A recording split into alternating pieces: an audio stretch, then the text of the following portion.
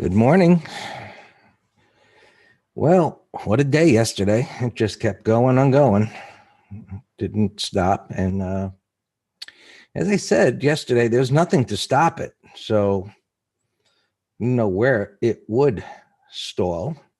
I guess it got tired the latter part of the day there. Now it's going sideways a bit. Left the futures with a wide range bar. Logically, you would think today's going to be a stall day, but we'll see. These kind of patterns, sometimes, they just go crazy and they just bar by bar, just continue the way up. We'll see what happens here.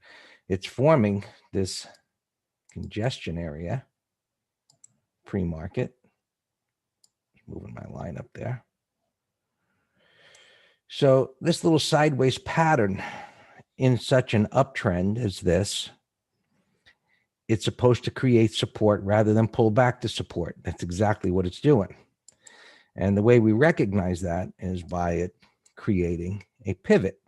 So it created one here, but it was a really no real pullback at all. So that wasn't likely to keep going. And now that it's pulled back a little further, and you get another pivot low.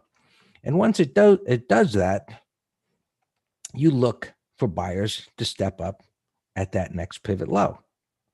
And they did. So that's what we call creating support. And then you get a retest, creates a larger area of support, more suggestive of being a more, let's just say, reliable, if you will. We'll see how reliable it is. Prices haven't gotten that far yet to the upside. It's still early. But as prices go sideways here, there is a very strong uptrend. This now begins to stabilize as the support holds, and it continues to push higher. If it breaks down below here, well, we just go to our systematic analysis. What was support becomes resistance. Where's it going to go from there? Well, it could be a downside shakeout. We don't know, but we do have confirmation that it's violated the support area. And 3,500 should hold, maybe. There are concepts, McGraw, as I always talk about here. There's concepts, individual ones, and then you have other concepts. Are they coming together to make that that particular concept reliable in what it's guiding you? So a whole number is one concept that makes up our thought building process. Now, 3,500 is pretty close by here. This area of support that's being created is, it's supposed to hold in this uptrend. So 3,500, 3,510, that holding, could that be the downside shakeout? Of course. But this pattern, which we always talk about as being a reflection of what other people are thinking, what are their expectations? So if they're buying on this shallow pullback and they're buying on the retest, their expectation is not for it to go down. It's for it to hold here and continue to push up. So hitting here would not be the same as if, let's just forget about the numbers. Let's just say this did break down and now it fell, a decent amount. I'm not saying what that is. Let's just say a decent amount from here down to here within this time frame, and it came to a whole number. That would make more sense that it would hold that than just having to fall 10 points and pop right back up again. So that would be my thinking. Or if I saw it come down to 3,500 and then immediately a wide range bar, green bar right back up again, right? Bar by bar analysis is another concept that guides our previous thought. So everything in MTS that we call a concept builds on another concept to guide you to what a possibility is, where your thoughts are going with those possibilities. And then another concept can come in, like I just said, this wide range bar, it breaks down and comes right back up again. It's like, oh, there's the breakdown failure concept. It's not going down to that other level. So let's see if it can come back up again, similar to what we talked about in gold on the weekly time frame. And so here's almost the same idea. And we'll have the pivots of this is going sideways, it's building support, and it's going to go up. Oh, yeah? Down it goes, saying it's going to go down here, and it's coming right back up again. Now, it's not a wide range bar up, but you can see it's coming up, and the idea is it's retracing the whole bearish wide range bar. And now if it goes sideways here, that leads to the next thought process analyses that it's going to move higher. So there you go with that. Let's go back here. So right now we're, up quite a bit, wide range bar up. There's that, right? So here's the same concept. And I see different things and I want to share them with you so you see them. If you don't, I point them out. So here's a wide range bar. Oh, that's going down. Oh, yeah? Hey, wide range bar right back up again. Forget that one, that it's going down. Now it's going to go up. And so yesterday, I said, there's nothing to stop it. And so it's into the void. And the thought is, well, it should make new all-time highs now that it's be able to create this head and shoulders type of bottom and this big 180 reversal. It's not a little 180 reversal. It's a giant one. So little profit taking going on here this morning, hesitancy. Hey, it's up a whole bunch here in a few days. I'm not so sure it can go up. And that's what creates sideways price action, uncertainty. So we'll see what today brings. And so we're looking at the futures here. So we got complete bars, but same factory work. Let's see if it stays in the upper part of the wide range bar. So if it pulls back, you see where the line moved to around here, and you see a little congestion area down there, and it is 3,500. So hey, let's see how it shapes up, and in the moment we'll make decisions as to what actually is. If this holds and it takes out the high, well, then the thought is it's heading up 3,560, 3,600, and so on. Spiders, they gapped up yesterday. It was a decent sized gap, and it held on to it and rallied up. It's coming up to the prior high, right? This is just the beginning of the week, of course. And so the prior day's low becomes support. That's how we do it. Our first reference point of support is a prior day's low. And just that middle part is just a arbitrary figure to say, hey, if the range expands, most of the time it'll stay in the upper half. Now, as this is moving up and becoming more extended from support, breaking below a prior day's low, and especially closing below a prior day's low, becomes much more significant. Meaning, so here was the first day out of the consolidation. You break the prior day's low, and it's a narrow range bar. It comes down here and fills the gap and chops around and goes back up. That's okay. But as prices accelerate higher, you break or close below a prior day's low. That's more significant as a break. So you can see what we do here is a lot of it is just common sense. And once you remove the squiggly lines from the bottom of the chart or on top of the chart, it's Chikumi clouds and all that hocus pocus, and you apply common sense, it becomes a lot easier to make decisions as to what's going on and what type of position you should take. So Qs, they're up here, right? Actually continue to move up.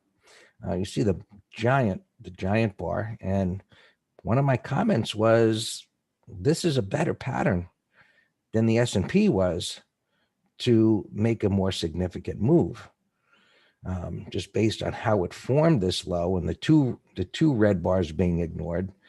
And so that was it. It reaches or begins to reach this prior high. Common sense. There's going to be more sellers up there, because now it's reaching its destination of where everybody can see on the chart. And when they say, oh, I better take some money off the table, right? And there's, 12,200. It got through 12,000, got through that whole number, came up to the next, And so now it's just stalled there. We can see it made a little peekaboo above the high. Right? So we got some slowing momentum going on there. And we've got that little support point. And of course, where those pivots form, same as the S&P.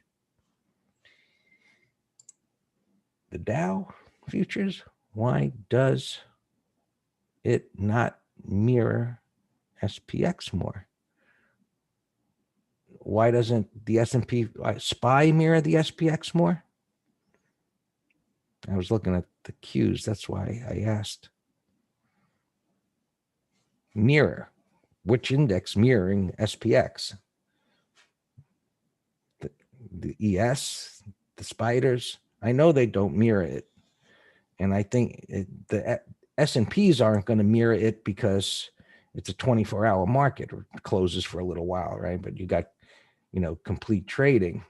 SPY, and I've mentioned this in the room, is that it doesn't mirror. And sometimes, SPX doesn't update.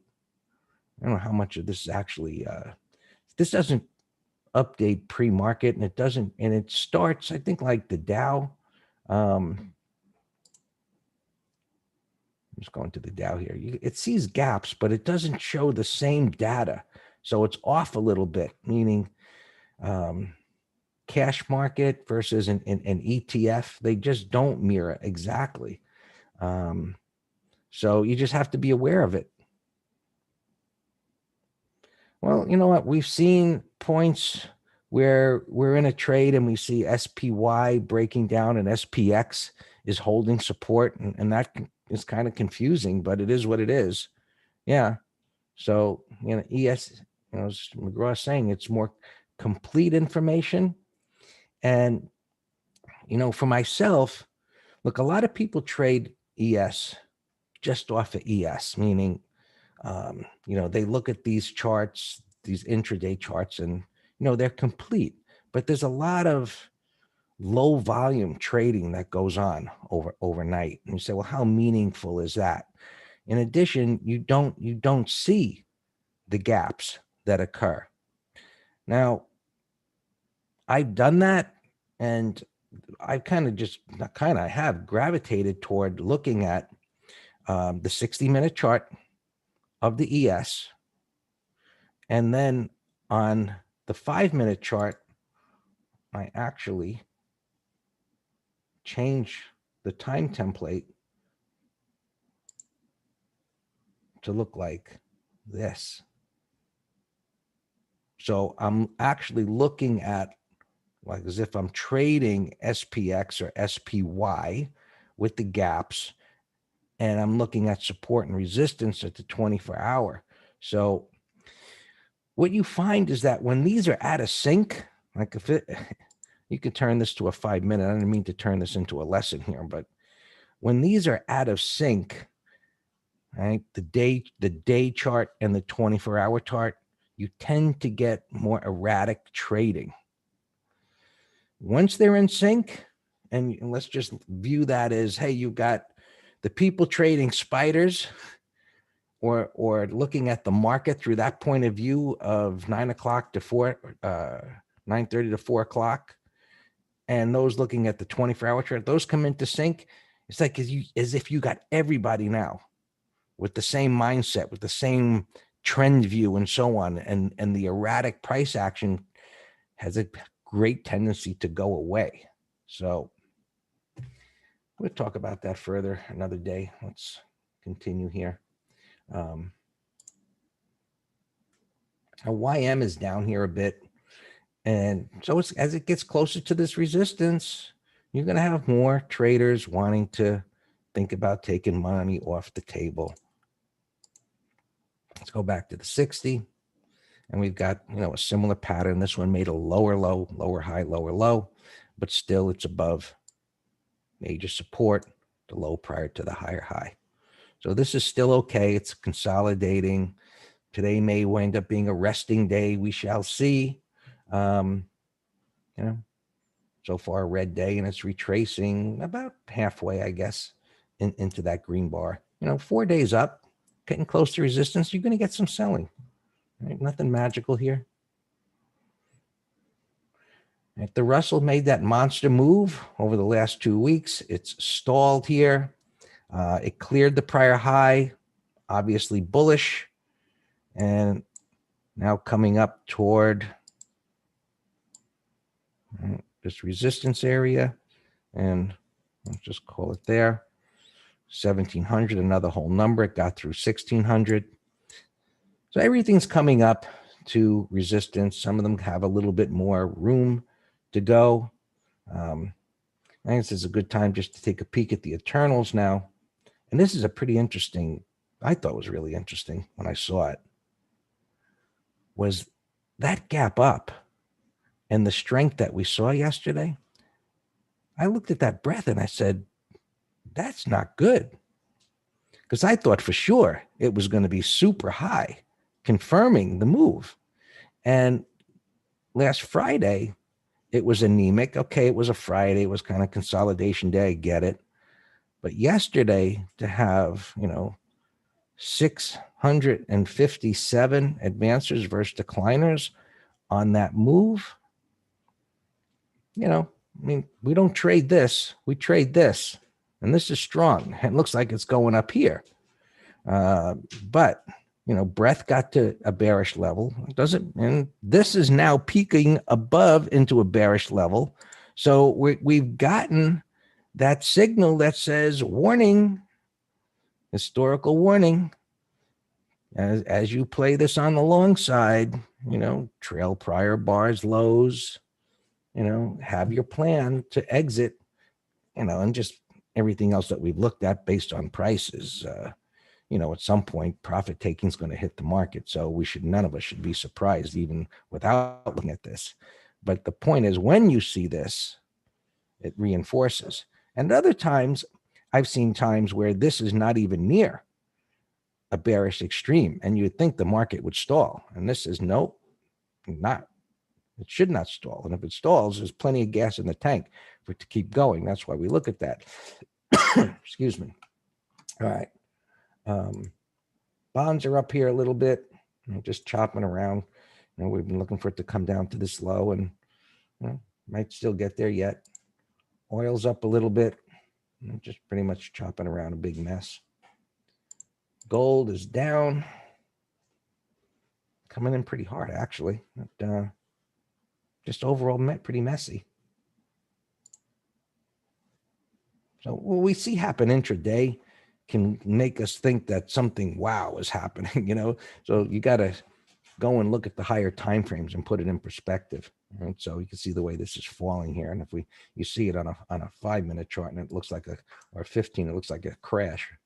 And you look over the daily chart and it's like, all right, it's just kind of consolidating there. You got to keep things in perspective. But as an intraday trader, this is all good to look to take advantage of this. But, just looking at the daily and just say, hey, that's not, in such a bearish trend that I should expect this to just disrespect support, if you will. So as this comes down into this area, right, my expectation would be, right, somewhere in here, buyers are going to step up again. So today, so far, looks like maybe a little consolidation of the gains. Things are just hanging up there for now, and we'll see how it all unfolds. All yours, Dan. Good morning, everyone.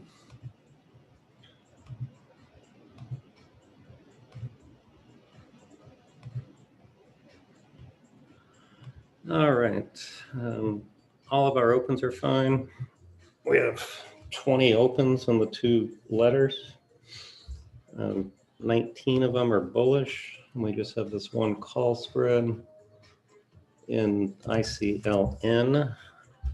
We have the naked 23s, and we're already 70% of max profit. They expire on Friday.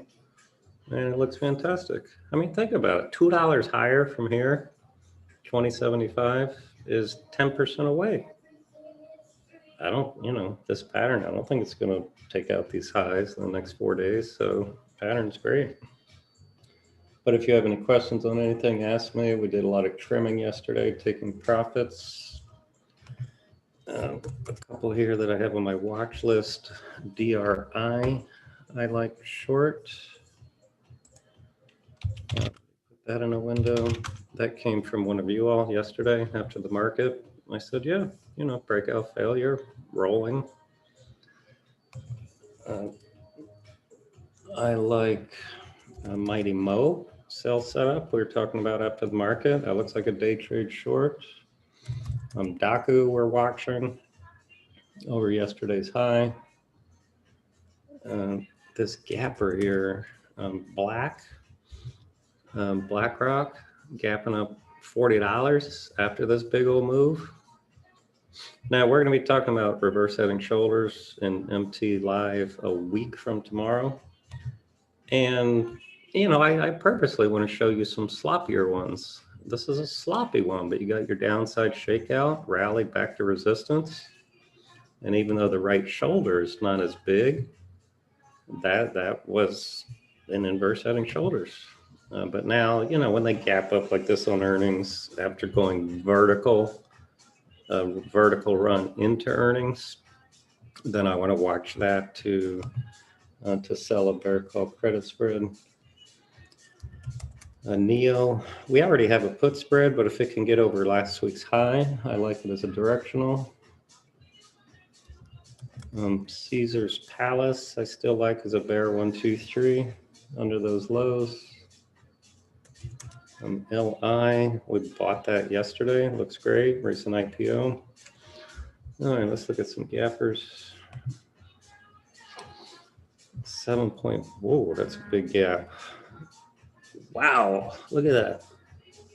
Here on my weekly, it's gapping way down here. That is an ugly gap in the loop. I got no interest in it. What?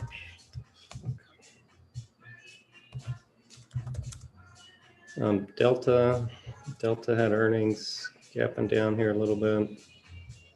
No pattern. Airlines are still a mess. I was looking at cruise ships here too, or week today. That's a bearish gap on RCL. Let's look at the cousins. Well, actually made 100% retracement from this low to the high. They're still bottoming, but the patterns, there's no tradable pattern here.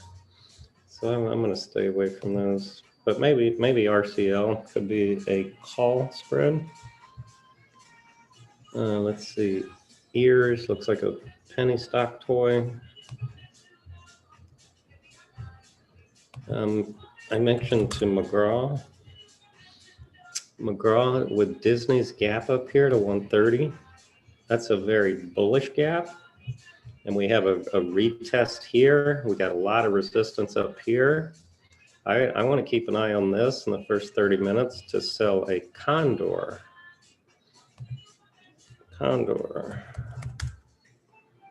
Workday. There's no volume, Parham, so it's kind of hard to tell. But yeah, we have a covered call in Workday. This penny stock toy went up, it's coming in, no pattern, you're gone. Neo, I just mentioned over the highs. NBR, Colette emailed me about a bottoming pattern. I'm like, yeah, it's oil, but it's a bottoming pattern. Still in a downtrend on the weekly. Possible retest W bottom on the monthly. So it's a watch, sure. This thing gapping up, ETH, I think it had earnings, but gap's too big for me. Schwab had earnings. 30-minute high, maybe. It's very sloppy, but I kind of like the weekly breakout.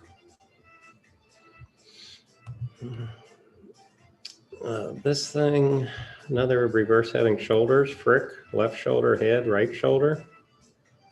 Just blasted through resistance. I would not have predicted that. That would have been my target. But see, I just would have said, well, we're in management mode.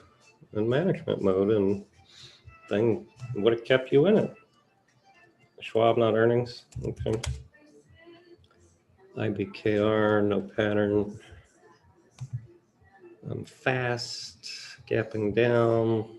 So now that's an upside shakeout. It's a mess. We'll come back to it. JPM 103. It's just total messes here. I have no interest in trading that mess.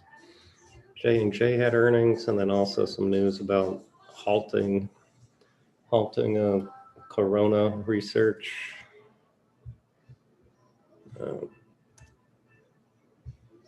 Oh, here's another one I'm watching from Alex's list. Car, nice little beautiful consolidation breakout yesterday.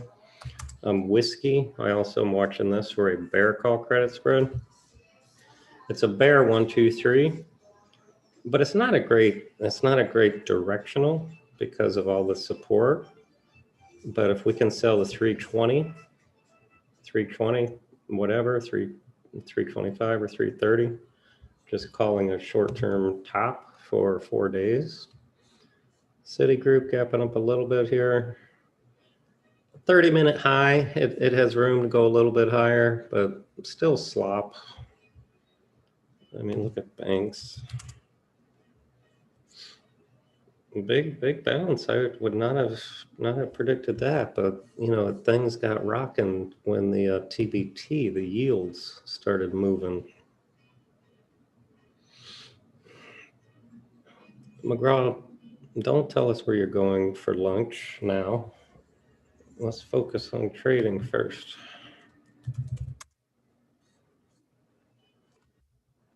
Rick, I mean, to my knowledge, Alex doesn't like dating male names. He likes Lucy and Beth. But yeah, that was a nice breakout. AZZ, I think, had earnings. I can't tell where you're gapping, but it's a breakout daily, weekly. Learn, little bottoming pattern. If it can get over yesterday's high. Nitra, kind of, this looks similar to me to NEO. Bullish consolidation here at all-time highs. Yeah, Kodak is one of our positions. We just got to let it play out. It's relative weakness. TY. Yeah, I mean, none of our positions are down a little bit, but we got our stops in place and we're just in trail mode. Cream is one of them. We're trailing our gains. Mara here. B52 found this for us the other day. I think he said it was one of the gambling stocks. That's still worth watching. Roku, it's going to be a call spread candidate one of these days. It's now after the gap up.